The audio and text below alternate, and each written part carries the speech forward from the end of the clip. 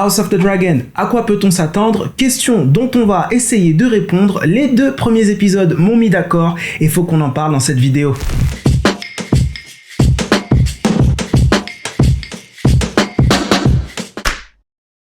Avec le meilleur démarrage de l'année pour une série avec plus de 10 millions de spectateurs, House of the Dragon vient d'être officiellement renouvelée pour une saison 2. Cette série est actuellement en diffusion sur HBO Max et OCS en France. Mais avant de commencer, j'espère que tu es à jour sur la série Game of Thrones et de House of the Dragon, car cette vidéo va être un full spoiler sur l'univers. D'ailleurs, je tenais à vous prévenir que je n'ai pas lu les livres GOT, je vais tout de même faire mes théories sur ce qu'il peut se passer dans la suite de House of the Dragon, même si en vrai, les réponses peuvent se trouver dans les livres. Bref, maintenant que tout le monde est prévenu, continuons. Commençons par parler de l'aspect cinématographique de cette série. On sent que les moyens ont été mis pour nous plonger dans une atmosphère saisissante. En effet, les images qu'on nous propose sont de vraies photographies. On le voit par cette image qui nous montre des couleurs sombres, mais où le feu apporte de la lumière nuancée. On peut aussi retenir une musicalité incroyable durant le premier épisode qui nous emmène au cœur de l'action. Un OST poignant qui, surtout au moment où Daemon va éliminer les personnes ayant commis des crimes ou des délits dans la ville. Au fur et à mesure qu'avance l'intrigue, ce nouveau préquel de Game of Thrones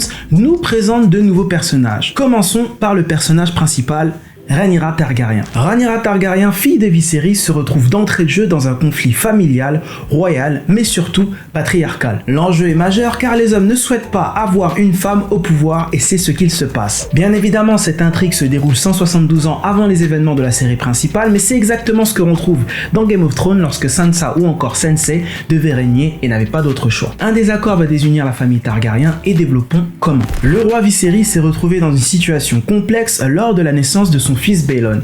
Il va prendre cette dure décision qui malheureusement va sceller le sort de la famille Targaryen, celle de sacrifier sa femme Aemma pour donner place à la naissance de son fils. Un événement paradoxal puisque cette naissance laisse place à la mort. C'est aussi durant cette scène qu'on comprend que le pouvoir est plus fort que l'amour. Viserys a fait ce dur choix de sacrifier sa femme pour le bien de son héritage, sachant malheureusement que Aemma a déjà perdu les enfants auparavant lors de fausses couches. C'est d'ailleurs l'une des premières scènes gore de cette série qui marque, je pense, le spectateur et nous donne le ton pour la suite. Tout bascule à ce moment-là. Daemon Targaryen devient au départ le prétendant principal pour lui succéder au trône, mais ça ne passera pas auprès du conseil rapproché du roi Viserys et surtout pour Otto Hightower, main du roi. Daemon est nommé seigneur des gardes de la cité de King's Landing. Il a par la suite créé une controverse quand il a déclaré que le fils mort-né de son frère n'a eu qu'une journée de règne. Son caractère semble se rapprocher du Mad King Aerys, père de Daenerys. C'est après cet affront que Viserys décide de nommer sa fille aînée digne héritière de King's Landing et des 7 royaumes. Plusieurs enjeux vont donc prendre place dans cette nouvelle aventure pour pas nous déplaire. La principale concernée, Rhaenyra Targaryen, se voit devenir reine malgré elle, un air de déjà-vu comme pour Jon Snow lorsqu'il a été nommé roi du Nord ou Bran, le roi des 7 royaumes durant la fin de la saison 8. Ce n'était pas leur choix premier, mais ce titre les pousse à prendre en maturité très rapidement. On le ressent quand Rhaenyra hésite à crier Dracarys pour donner l'ordre à son dragon pour incinérer sa mère et son frère décédés. Cette problématique ne s'accompagne pas seule puisque je pense qu'elle devra possiblement faire face à plusieurs personnages qui vaudront sa place au trône de fer.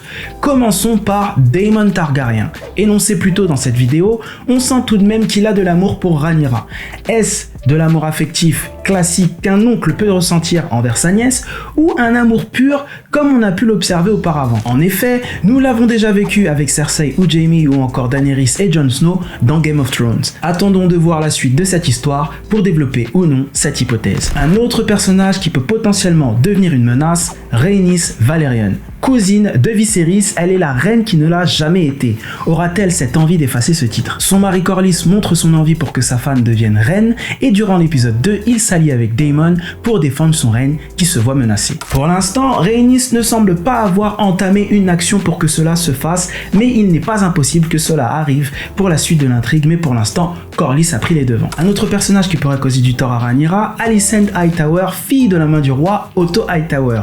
Alicent m'a l'air d'être influencée par son père pour convoiter le cœur de Viserys durant le premier épisode et c'est chose faite dans le deuxième puisque Viserys va l'épouser. En effet, vous le savez, ce dernier perd sa femme et son fils et Ser Otto manigance un plan pour que sa fille intègre la famille Targaryen et pour l'instant c'est bien réussi. Visiblement, il semble que Viserys aura de nouveau un fils nommé Aegon qui viendra semer encore le trouble dans l'épisode 3, mais ça on y reviendra. De nouvelles images nous montrent qu'une rivalité naîtra entre Rhaenyra et Alicent. D'autres personnages feront sûrement leur apparition pour convoiter le trône de fer, et ça, rien que ça fait plaisir. Revenons-en donc à Viserys. Il a dû faire un terrible choix, ce choix qui marque nos esprits dès le premier épisode, celle d'ouvrir le ventre de sa femme pour y récupérer son fils Baelon. Et là, quelle scène choquante! Je pense qu'on a tous grincé des dents quand on a vu la scalpel toucher le bas du ventre de la reine. On fait aussi lien à Game of Thrones quand Daenerys perd l'enfant qu'elle devait avoir avec Khal Drogo. Je sais pas si vous l'avez remarqué,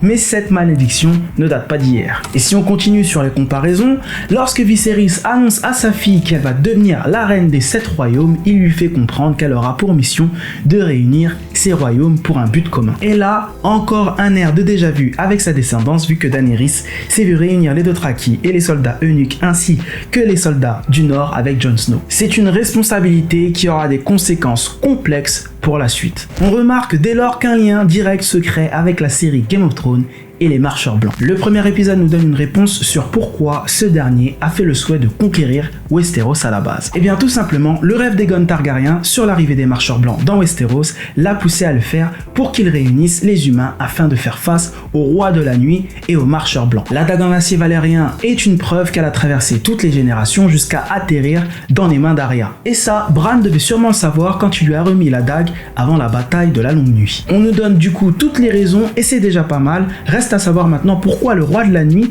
cherchait à conquérir Westeros et avoir la nuit éternelle. Ce qu'on retient pour l'instant, c'est que cette dague est entre les mains de Rhaenyra Targaryen et c'est pas pour rien, elle servira sûrement à quelque chose. En effet, c'est une lourde responsabilité que Viserys lui a transmise puisque cet événement, sans le savoir, se déroulera 172 ans plus tard. Le trône de fer va paradoxalement infecter le corps de Viserys physiquement, moralement et on sent déjà un début de fin. On le voit avec les coupures incessantes que le trône est en train de lui infliger. L'apparition des plaques qui se forment dans son dos font référence aux symptômes qu'a pu avoir Jorah Mormont avant d'être sauvé par Samuel Tarly à Hightower. Vous l'aurez compris, ce trône de fer tant convoitisé est un cadeau empoisonné. Je théorise, mais je pense que Viserys finira par perdre la vie avant la fin de cette première saison pour laisser la place au règne de Rhaenyra. Reste à savoir maintenant comment Rhaenyra gérera son règne sur Westeros pour mener à bien sa mission. Un boulevard de possibilités s'offre à nous et on peut s'attendre à de nombreuses scènes de sexe, drogue et violence, ambiance gore, bref, vous l'avez compris, tout ce qui fait le charme de cet univers. Et ça mérite plus des vidéos sur le sujet. Je vais vous poser une question et dites-moi ce que vous en pensez en commentaire. Quand j'écrivais mon script, en ayant revu Game of Thrones pour la 3e fois, au moins, et oui, je ne regarde pas que Power, je me suis demandé si le roi de la nuit n'était pas à l'origine un Targaryen. Quelles étaient ses véritables raisons d'attaquer Westeros et les vivants si ce n'est qu'avoir la vie éternelle? Je théorise, mais ne voulait-il pas le trône de fer? Ce que l'on sait, les enfants de la forêt, étant en danger de l'invasion des premiers hommes, ont créé les marcheurs blancs et le roi de la nuit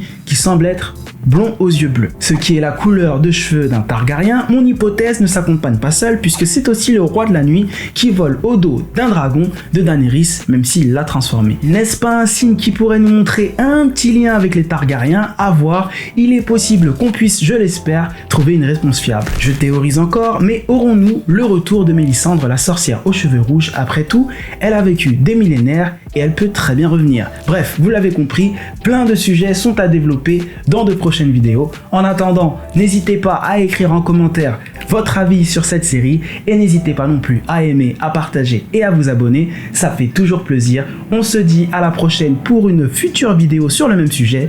À très vite et dites aux personnes qui vous sont chères que vous les aimez. À bientôt. Peace.